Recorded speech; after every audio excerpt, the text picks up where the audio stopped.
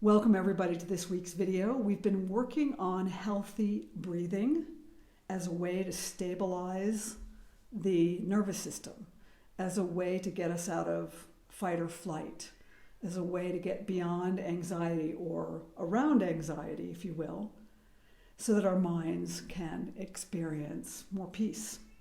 And that's a good thing. In this week's video, I wanted to bring in another tool from Yoga Beyond the Poses. And this is a tool for lifting your mood. So imagine having your nervous system stabilized enough that you're cool, calm, and collected most of the time, but maybe you still have a low mood. And isn't it weird how in summer, even though everything's so much fun, you can end up with a low mood? There are a lot of reasons for that. The primary one being we're typically out of sync with circadian rhythm. We might be staying up too late, we might be traveling, we might be having all that fun, and nothing wrong with fun. Please have fun. But know that if we're not living rhythmically, if we're not living within that 24-hour cycle with some sense, some common sense, we can get a little whacked, and then we get a little depleted, and it can end up as a low mood. And let's face it, we've got low mood troubles individually and in culture right now. There's so much going on. It's a little hard not to have a low mood. So I've been reminded by my own experience and by experience of private clients that I'm working with, how important it is to bring in a little sacred song into our lives. A little mantra is what we would call it in yoga. Some chanting that actually creates vibration in the body, in the mind, in the nervous system, along the energetic pathways of the body. Chanting activates all of those circuits and lifts our mood. And if you don't believe me, we're going to give it a try, not in this video, but I am opening a chanting circle. It's going to be a donation-based class because I want you to have this experience. Many of you watching this video are already chanting. Bravo. Let's come together and chant together. Even if it is on Zoom, it's not perfect, but guess what? Lots of intention. I'm coming to the chanting circle to learn chanting. Or I'm coming to the chanting circle even though I already know how to chant because I want to chant with others.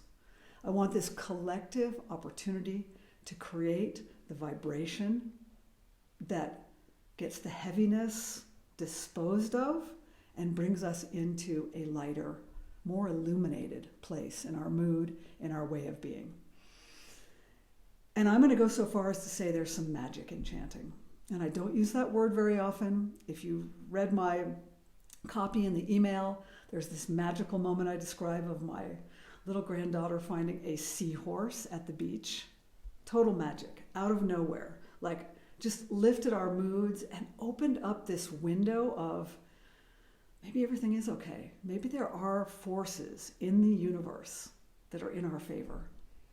Beauty, magic. Remember all those things? They kind of get buried under current events. So we want to live in a way where we're not turning away from what is.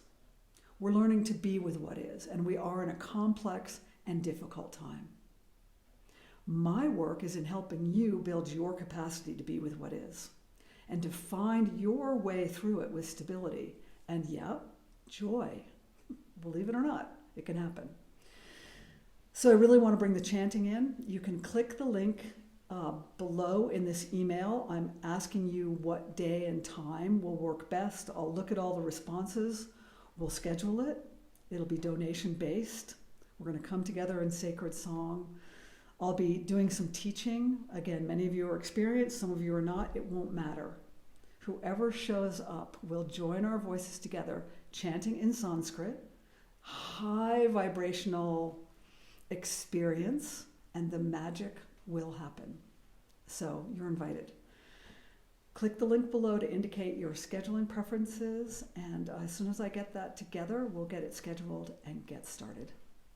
Thanks for watching, and take good care.